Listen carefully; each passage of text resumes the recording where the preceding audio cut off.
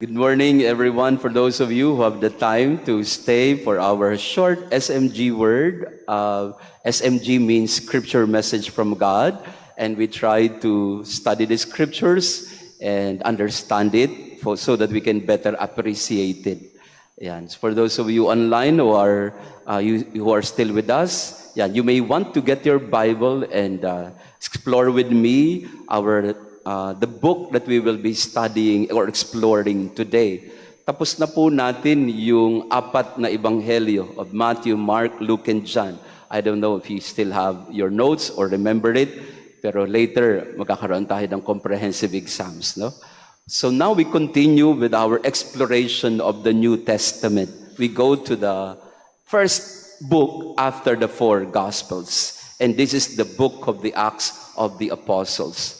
It's very important to understand the Acts of the Apostles because this will help us appreciate the letters of St. Paul to the different churches that he established in his missionary journeys. Maintindihan mo yung letter to the Corinthians, to the Romans, to the Ephesians, and all this if we know the Acts of the Apostles. Kaya the Acts of the Apostles somehow is our connection to the letters of Paul as well as to the life of the early church.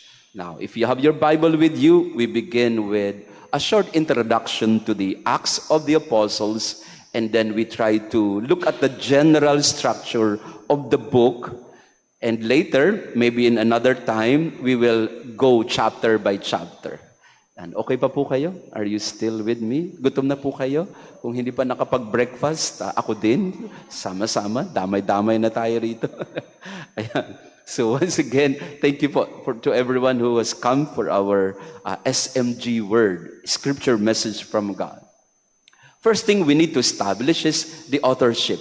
Who is the author of the book of the Acts of the Apostles? Unlike other books of the Bible, it's obvious, quite obvious, because even in the first verse of the first chapter, we are given already the clue on who the author is. If you go to chapter 1, verse 1, in the first book, O Theophilus, yun lang. It has given you away already who is the author of the book. In the first book, so he's talking about the first book, O Theophilus, talking about the name, saan nyo po ito unang narinig? Theophilus. The Gospel of Saint Luke. In other words, for all intents and purposes, the book of the Acts of the Apostles is written by Saint Luke. Kasi he's talking about two books. Theophilus, he's addressing his benefactor. Theophilus is the generous benefactor of St. Luke and perhaps the other apostles. He could be a convert, a Roman convert at that time. So, yun lang. Give away na agad yung first verse pa lang. And Luke, of course, as we know, is a Gentile physician who was a companion, a traveling associate of St. Paul. Siya yung travel buddy ni St. Paul. Remember yung story ni Paul and Mark?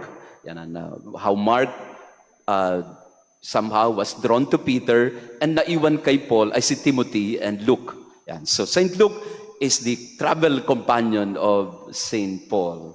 You can find that in 2 Timothy 4:11 and Philemon 24, that Luke is a constant companion of Paul. And so it's explicit that the authorship of the Acts of the Apostles is St. Luke. May mga question, may mga doubts, but nonetheless, almost all the scholars of the Bible they agree that it is Saint Luke who wrote the book of the Acts of the Apostles. This is clear that the book is ascribed by the early church to Paul's companion, Saint Luke. Both the Gospel of Luke and the book of Acts of the Apostles have almost the same language, the same theme.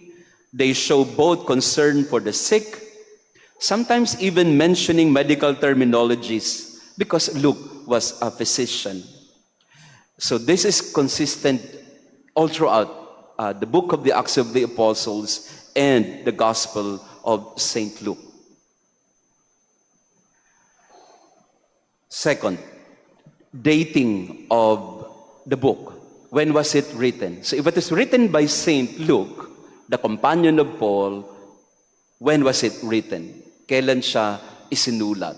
Definitely, isinulat siya after na masulat yung gospel. Kasi all of the stories of St. Luke or in the book of the Acts of the Apostles are post-Pentecost. So almost of the stories you find, they happened after the coming down of the Holy Spirit. So scholars generally agree that the book of the Acts of the Apostles were written in the latter half of the 1st century AD, between 60 or 80 AD. So all things considered, it is most likely that Luke wrote the book of the Acts of the Apostles around 63 AD. Why is it important? Well, again, by some estimate or reckoning, we know that Jesus died in 33 AD. Yan, kaya po, after this, pupunta po ako sa isang conference na amin pong inorganize. Ang tawag po dito ay Global 2033. I am now also somehow leading a movement somehow here in the country in terms of preparing for 2033, the year of great redemption. Later on, I'll explain it to you, but hopefully we can have a little conference about it here in Pius, so I can explain to you what 2033 is about. 2033 is about the year, the Jubilee of Great Redemption, the 2000th anniversary of the Great Redemption. Because traditionally, as I've said, Jesus died around 33 AD, so pagdating ng 2033, we will celebrate the 2000th anniversary of His death and resurrection. And that's something we look forward to 9 years from now. 9 years from now. Ibig sabihin noon, 62 na ako noon. Matanda na ako noon. Hindi ko alam kung na. Anyway, why is 63 AD important? Because the account and the events that Luke describes in the Acts of the Apostles basically happened between 33 AD and 63 AD. Why? Why is 63 AD somehow the cut-off? Because in 64 AD, Nero burned Rome, and Peter and Paul were executed, but Acts of the Apostles never mentioned it. In other words, hindi pa nangyayari. So hindi pa masusulat. The Acts of the Apostles ends with Paul in prison but still practicing his mission.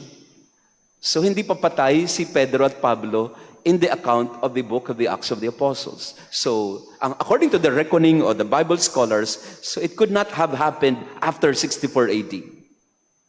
The book could have been written before that, let's say around 63 AD.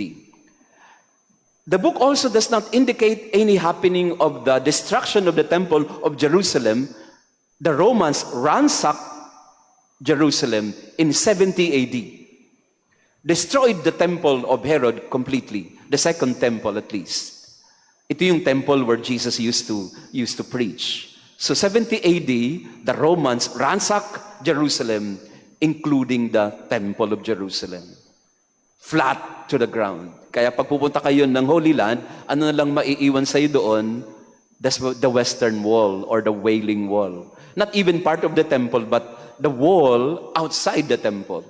So, but practically, nothing is left of the temple na napalitan naman ng mosque, ng Al-Aqsa Mosque sa Jerusalem at this time. So, hindi describe ni St. Luke ang kamatayan ni Peter and Paul. Hindi describe ni St. Luke ang destruction of the temple of Jerusalem.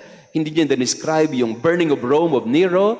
So that means the events that Luke explores in his book happened before 64 AD. And between 33 AD and 63 AD. Malinaw po? Yeah, we put that in context. Why is it important? Kasi nga, para maintindihan mo yung daloy ng kwento ng Book of the Acts of the Apostles. And I have been telling you, I will explore this again later pagka tayo ay pumunta na sa Turkey and Greece. Sa mga interesado, we are now planning for a pilgrimage to the churches that St. Luke describes in the book of the Acts of the Apostles. So mag-ipon-ipon na kayo, no? Pupunta tayo ng Turkey and Greece. Puntahan natin yung mga churches that describe ni St. Luke sa book of the Acts of the Apostles. Yan, we will try to nagma-marketing na agad, ano? Wala pa. Yan. So, the themes that are explored in the book. This is interesting. Ang title po ng book ay The Acts of the Apostles. But strange, kasi ang kwento ng Acts of the Apostles centered only on two apostles, on Peter and Paul. Kaya kung tutuusin, hindi talaga dapat ang title Acts of the Apostles. Kasi ang concentration ng storyline ay to Peter and Paul. Kaya if I were to be asked, dapat ang title niya, The Book of the Acts of Peter and Paul. Because that's the main somehow theme of the book of the Acts of the Apostles. It traces the first 30 years of Christian history from the ascension of Jesus in Jerusalem to the imprisonment of Paul in Rome. That's the timeline.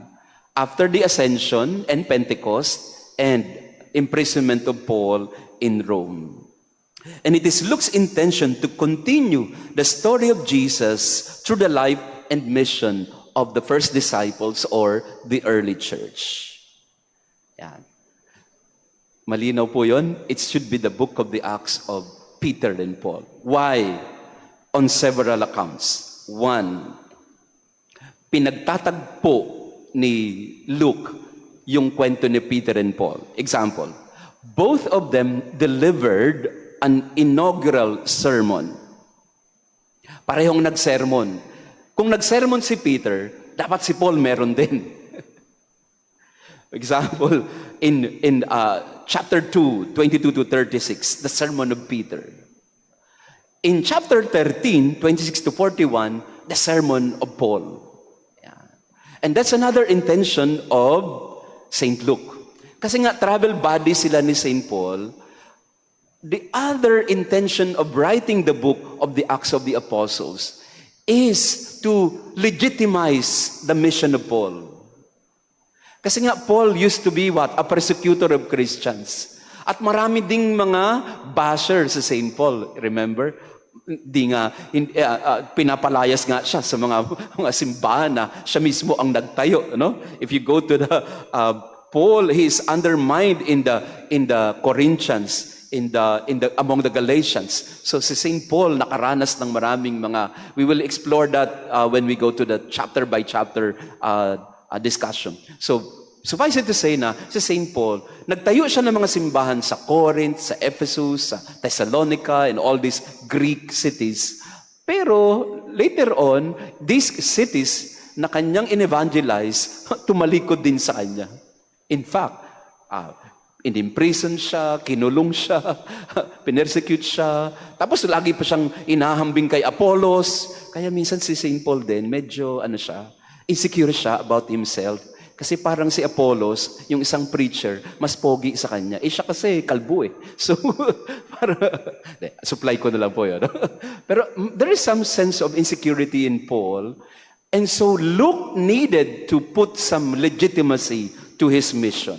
Kaya ang ginawa ni Luke in writing the Acts of the Apostles, side by side, he put Paul with Peter. Are you with me? Do you get it? That's an example. Both of them gave a sermon. Second, both of them appealed to Psalm 16 to explain the resurrection of Jesus. So both of them proclaimed the resurrection in the same way. Parang ginagaya ni Paul si Peter. You go, for example, in chapter 2, verse 25 to 28, Peter describing the resurrection. And in chapter 13, verse 35, Paul describing the resurrection. Both have the power to heal. Nagpagaling ng cripple, si Peter, hindi pwede. Dapat si Paul nagpapagaling din.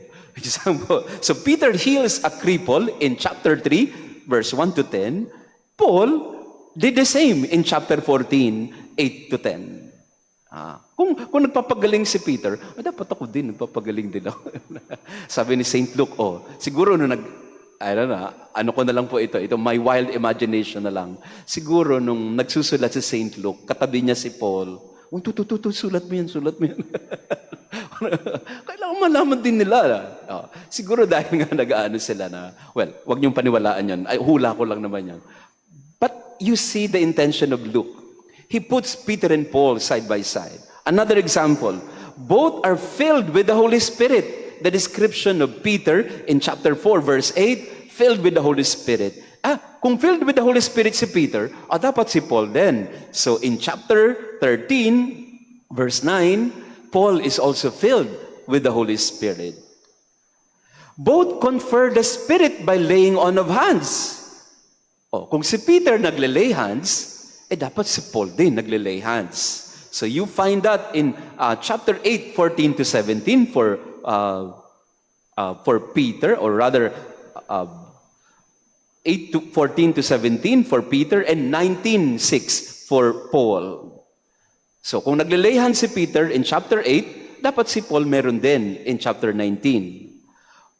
Both are renowned for extraordinary miracles. Yun, kilala na sila na they are able to perform miracles like Jesus himself. So, kung si Peter nakakagawa ng miracle, dapat si Paul meron din power to heal and to perform miracles. You find that in chapter 5 for Peter and chapter 19 for Paul. Yan. So in other words, kung anong ginagawa ni Peter, ganun ang gagawin ni Paul. Both confront, ito, interesting, both confront and rebuke magicians, mga diviners at that time. Ito yung mga nanloloko sa mga tao ng mga preachers na sila daw yung appointed, etc. So ang ginawa po ni Paul at Peter, they rebuke magicians. So for Peter, he rebuked a magician in chapter 8, verse 18 to 24. For Paul, he rebuked a magician in chapter 13, verse 6 to 11. More, both raise someone from the dead. Pareho silang bumuhay ng patay. Kung bumuhay ng patay si Peter, dapat si Paul meron din. So, in chapter 9, verse 36 to 41, you find Peter raising someone from the dead, and si Paul in chapter 20, 9 to 12. Ito pa. More. Both refuse to accept divine worship. Kasi ang dami-dami na nga nilang nagagawang mga himala. Kaya ang mga tao naman, nagiging fanatic na sila kay Peter and Paul. Parang sinasamba na nila. Kasi nga, nakakagawa ng mga kung anong mga bagay. But both of them said, No. We are not gods. I am not God. Sabi ni Peter. Sabi ni Paul, I am not. So, you find that in chapter 10, verse 25 to 26, Peter refused divine worship. And in chapter 14 for Paul, 11 to 15. And last, both are miraculously delivered from prison. Several times for Paul. Parang iniligtas sila ng anghel sa kulungan. In the case of Peter, you find that in chapter 12, 6 to 11, and for Paul, chapter 16, 25 to 34. Now you know why the Acts of the Apostles should be named Acts of Peter and Paul. Magaling din tong si Saint Luke. Kasi parang sinasabi ni Saint Luke, Paul, Brad, susulat tayo ng kwento mo, ha? I will put you side by side with Peter. Okay ba sa'yo yan? Sabi siguro ni Paul, bala ka dyan. But if you look at the story of the Acts of the Apostles, you find the two personalities of Peter and Paul. These parallels announce to the careful reader that the Holy Spirit working in Peter is the same Holy Spirit working in Paul. The same power at work in Peter is the same anointing working in Paul. That the preaching of Peter has the same, let's say, intensity and in importance with the preaching of Paul. The authority given to Peter is the same authority given to Paul. Paul is equally approved by God as an apostle and has all the credentials of a true apostle of Christ. So in effect, what book of the Acts of the Apostles is trying to do is to tell the early Christian communities, wag niyong pagsuspetsahan si Paul. He has the same spirit as Peter. And si Peter naman, he obliged. Yes, let's accept him. He is not of the 12, but he is also anointed. Yan. So yun po yung book of the Acts of the Apostles. Yan. There are 28 chapters, and somehow Peter and Paul are given to us side by side. So the book of the Acts of the Apostles can be outlined this way. Focusing on the leading figures of Peter and Paul, we find that in the first 12 chapters, Peter is established in the church as the leader. So that's one way of outlining the structure of the book. Pwedeng hatiin siya sa chapters 1 to 12, Peter yan. Chapters 13 to 28, Paul yan. So Peter, leadership of the early church, 1 to 12. 13 to 28, Paul's missionary journeys. Expanding the church. Malinaw po? Yan. Pwedeng hatiin sa 1 to 12 and 13 to 28. Peter ang una, Paul ang pangalawa. Or it could be outlined according to places of evangelization. Yung expansion of the church from Jerusalem. So, focusing on the central cities, the broad story of Acts stretches from Jerusalem in the east to the imperial city of Rome in the west. So, from Jerusalem, east, and then Rome to the west.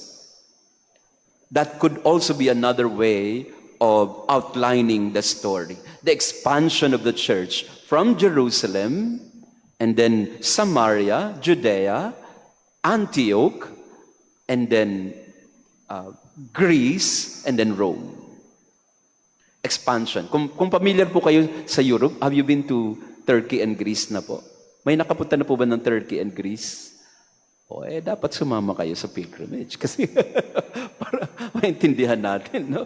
Yung babaybayin natin yung from Jerusalem, which is in the Middle East, then bababa ang simbahan sa Samaria, and then bababa siya papunta ng Antioch, which is Turkey, and then Syria, and then tatawid siya ng Cyprus, tatawid siya ng Greece, Thessalonica, Corinth, and then tatawid siya ng Mediterranean, pupunta siya ng Rome.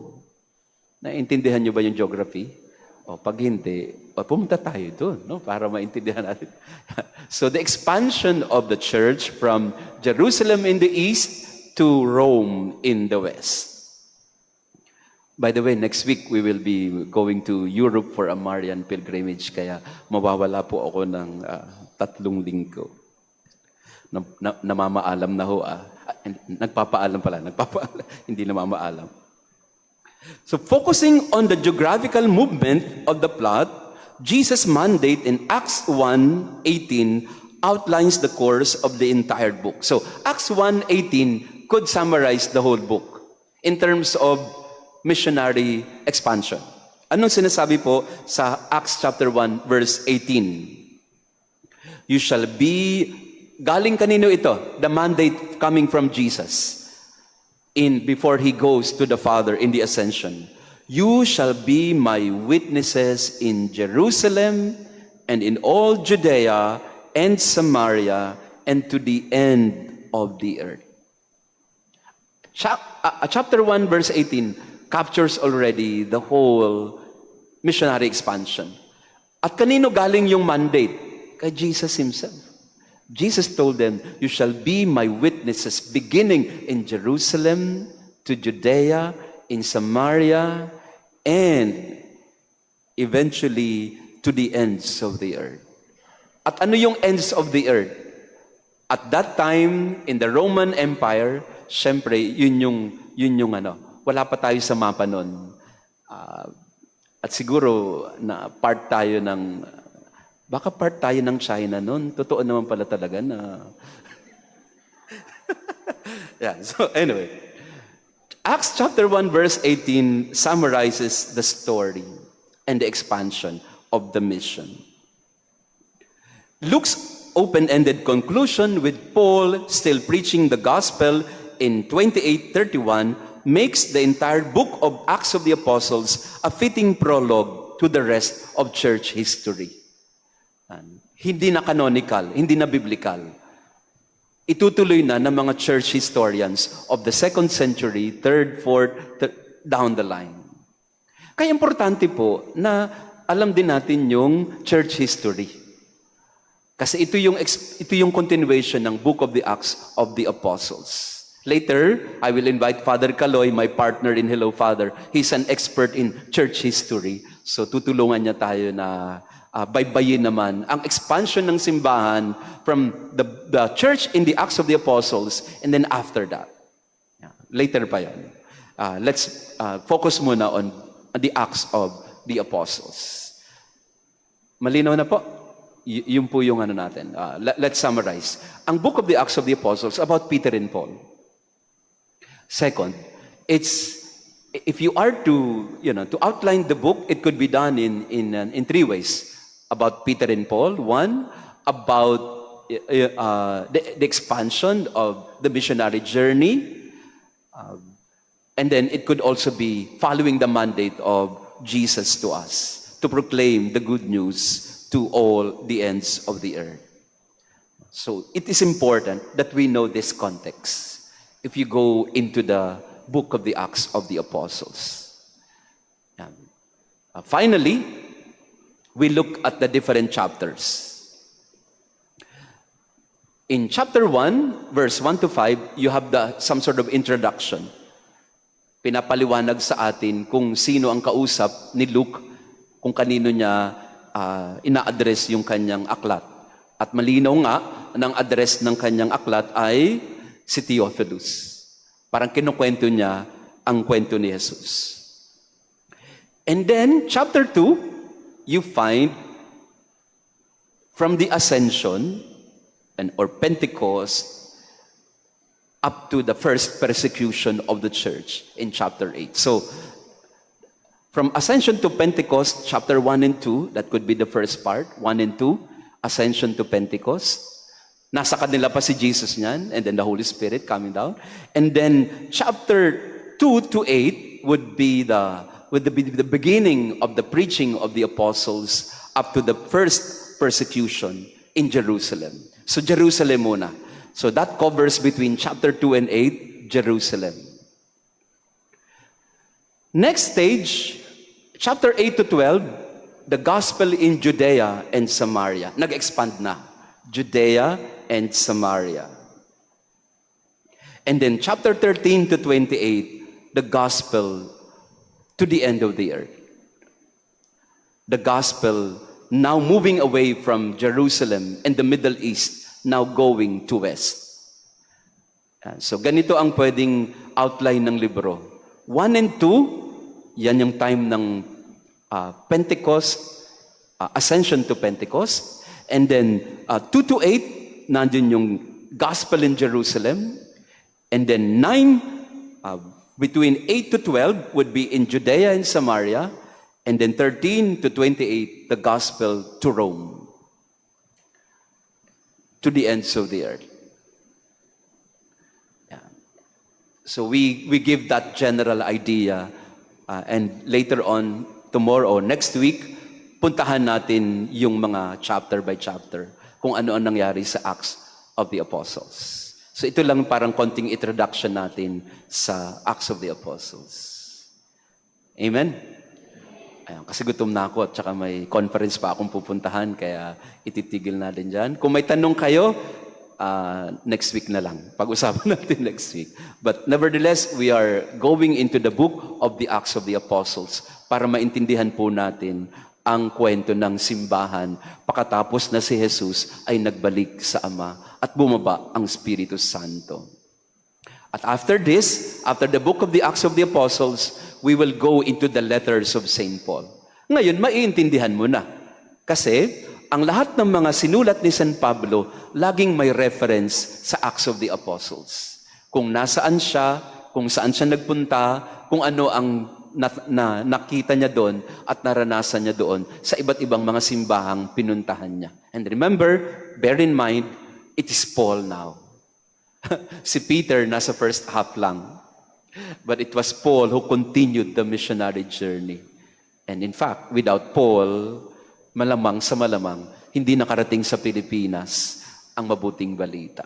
So, it's important that we give honor also to Peter, yes, as the head of the apostles. The successor of Peter, of course, is the Holy Father, but we also acknowledge the role of Paul, the missionary to the Gentiles. Thank you very much po for listening. God bless you all.